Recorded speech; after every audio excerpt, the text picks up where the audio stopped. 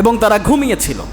আল্লাহ রসুল যখন এই কথাগুলো বর্ণনা করছেন, আবু জেহেল, ওয়ালিদ বিন মুগিরা, আবু সুফিয়ান এরা আশ্চর্য হয়ে যাচ্ছে, কি ব্যাপার, এত সব ঘটনা মুহাম্মদ জানে কেমন করে, জানিয়ে দিচ্ছেন কে? সূরা কাহাফের মধ্যে আল্লাহ পাক বিস্তারিত বর্ণনা করছেন। আল্লাহ পাক বলেন, নবী, ওই গুহাবাসীদের সংখ্যা ছিল কতজন?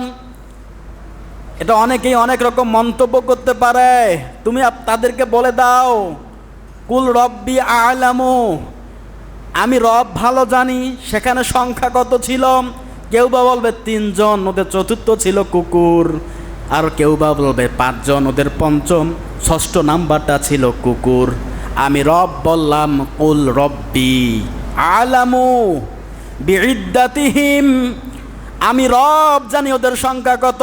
হে নবী, সংখ্যা নিয়ে আপনি কখনোই মাতামাতি করবেন না, সংখ্যার খবর কেউ জানে না, জানে কে? সূরা কাহাফের 22 নম্বর আয়াত বললাম, রব্বি আ'লামু বিইদ্দাতিহিম ইয়ালামাহুম ইল্লা কলিলা, তবে শুধু অল্প সংখ্যক মানুষ এর সংখ্যা সম্পর্কে জানে। কে বলছেন কথাটা? আল্লাহ পাক বলছেন। আল্লাহর নবী যখন বর্ণনা করলেন, আবু জেহেল সবগুলো শুনতে পাচ্ছেন, সবগুলো শুনে নিচ্ছেন, তারপরেও আবু জেহেল নবীর উপর ঈমান আনে নাই, ওর সাঙ্গপাঙ্গরা ঈমান আনে নাই। আঙ্গুল দিয়ে দেখিয়ে দেওয়া হচ্ছে এটা সঠিক, এটাই ন্যায়, এটাই সত্য, এরপরও মানে না।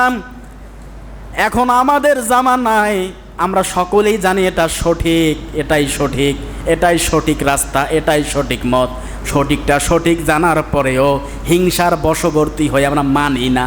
কথা বলেন ঠিক কিনা? আমরা মানি না। বিশেষ করে জমি জামান এসে ভেজাল হয়, সব জানে সঠিক, সবই ঠিক আছে, মানে না। কারণ মানলে কি হবে? ও সম্পদ চলে যাবে। ভাইয়েরা বোনের জমি ফাঁকি দিয়ে নেয়, আছে না নাই? জানে বোন আমার এতটুকু অংশ পাবে, অমুক তমুক ভুল ভাল বুঝ দিয়ে বোনকে ফাঁকি দিয়ে মেরে খাচ্ছে, সমাজে আছে না নাই? সঠিক জানার পরেও সে লুকিয়ে দেয়, মানে না।